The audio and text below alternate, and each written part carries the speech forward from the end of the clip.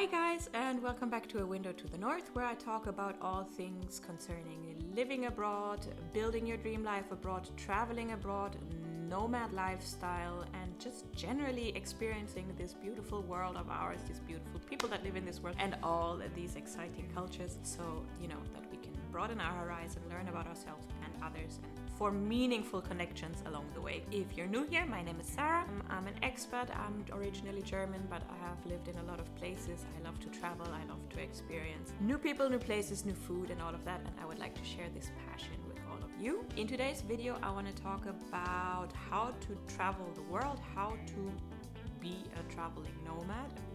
I guess that's like free and gratis. How to live the nomad lifestyle or travel and work without being a digital nomad, because I know that that's a hype right now and a lot of people want to do that, and if you have the skills, that is so great, but not everybody has the skills or the confidence to do that.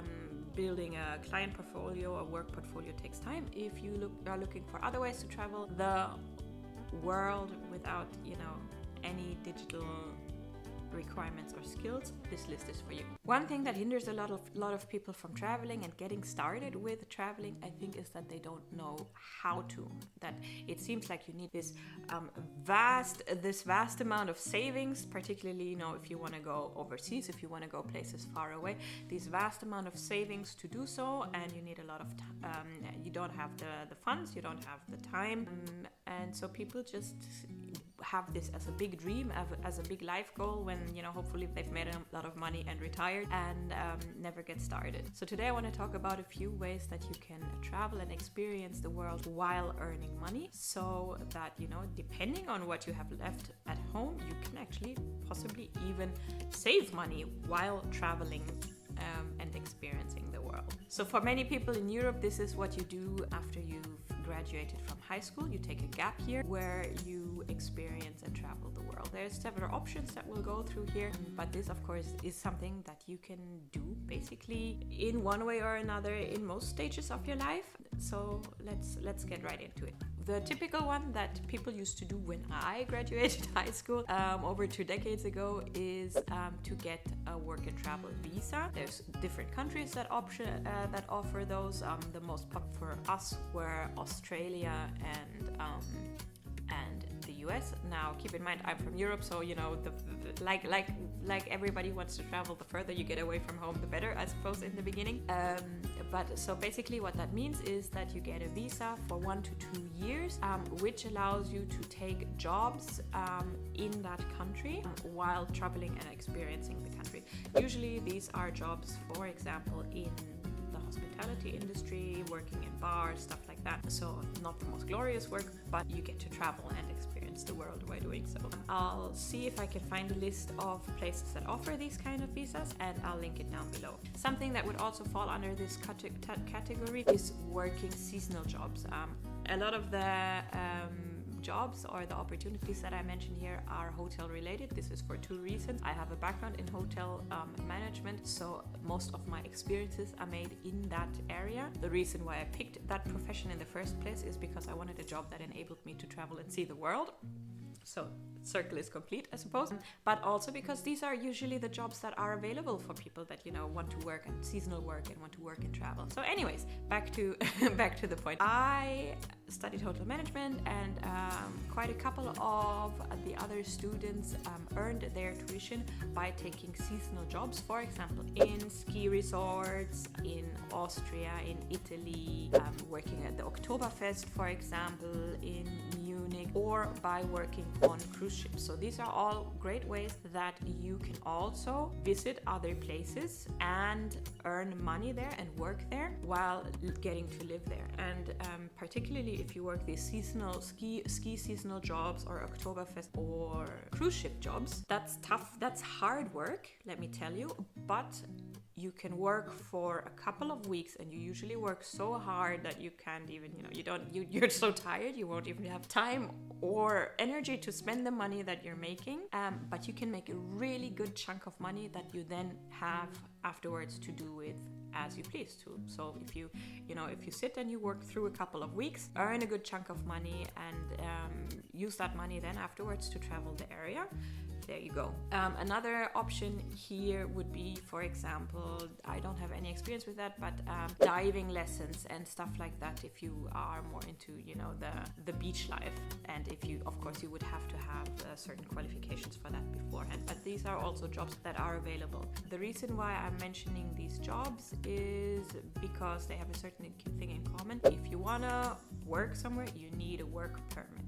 Easiest work permits then are, of course, work and travel, seasonal workers, and again, digital nomadism. These days there are freelance/digital nomad visas, but that is a topic for a different video. More options to work in a country and earn money, maybe even for a little longer time period, would be, for example, to work as an au pair.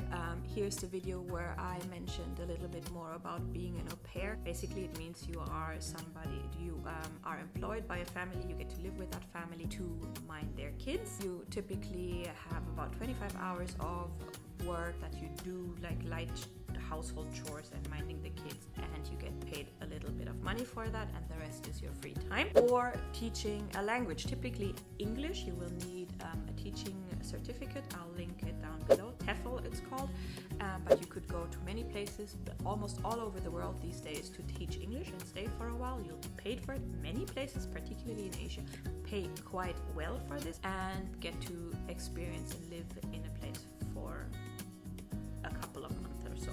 So that's another great way to travel the world, experience new places, if you are into also teaching people. If you do not want to, can't, don't have the nerve for whatever, dealing with work permits, dealing with work permits, there's another way that you can travel for very, very little money and experience the world while working, which is volunteering. I talked about this in my last video as well, up here, when it comes to finding free accommodation, free or cheap accommodation, volunteering. So that would be, oftentimes it's on farms, it's called woofing.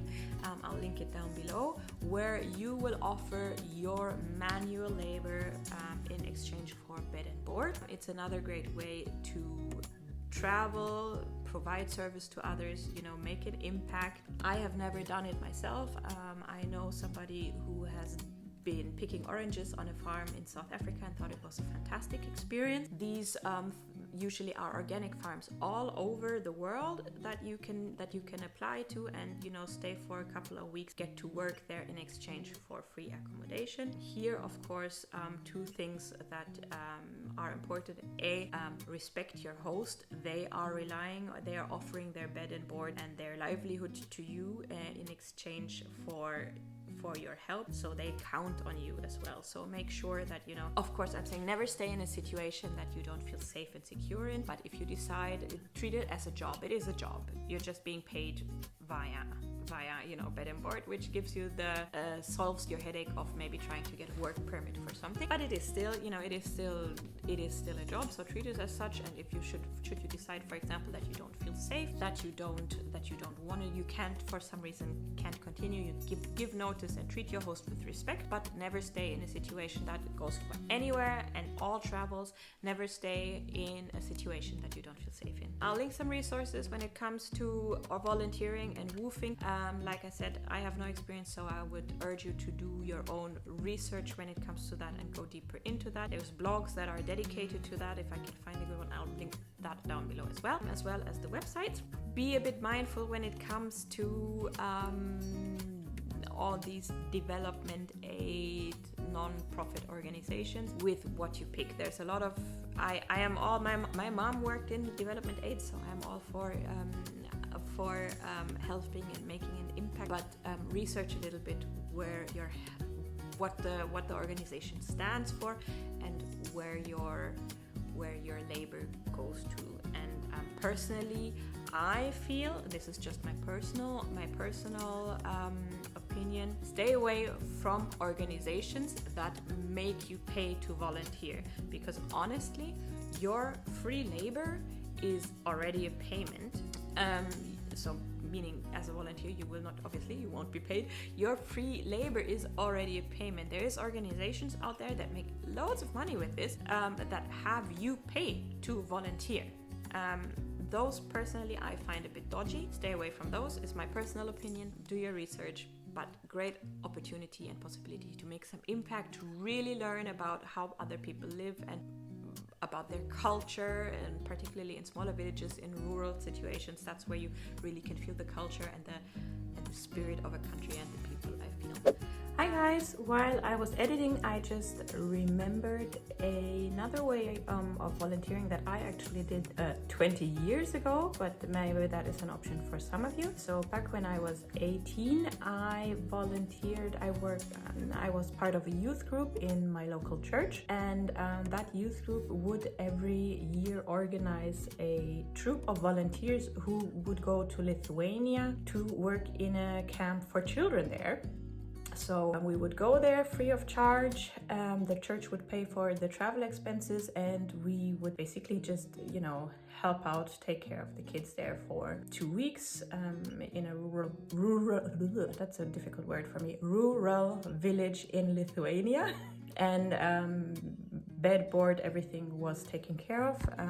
And then when we were done with that, we backpacked through Lithuania for a couple of weeks. So what I'm saying here is another option might be, if you feel insecure of traveling by yourself, volunteering by yourself, maybe see if either your local church or a community in your area or in your country offers like volunteer exchanges where a couple of you can go together. I know back when I was 18, that was, it was exciting, but I don't think I would have done it all by myself without somebody organizing it. So that would be my tip, that check for local organizations that you trust and that you know that actually might organize something similar that will give you your first volunteering experience, and then you can see in a relatively safe way and environment if that is something that you enjoy or not.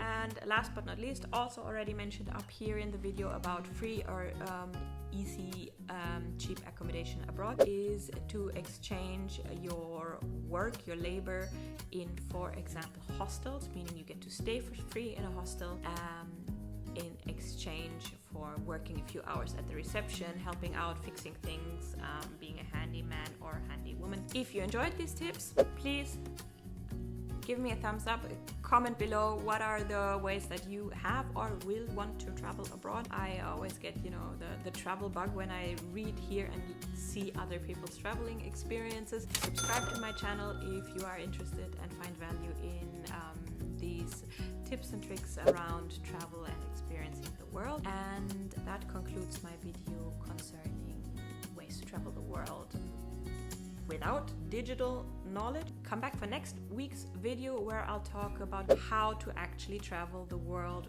with making money digitally. Be that as a digital nomad, and there will be some other ways that you can also kind of make money from your computer while traveling to pay your travels that way. I hope you have a wonderful day and week. Keep exploring. See you soon.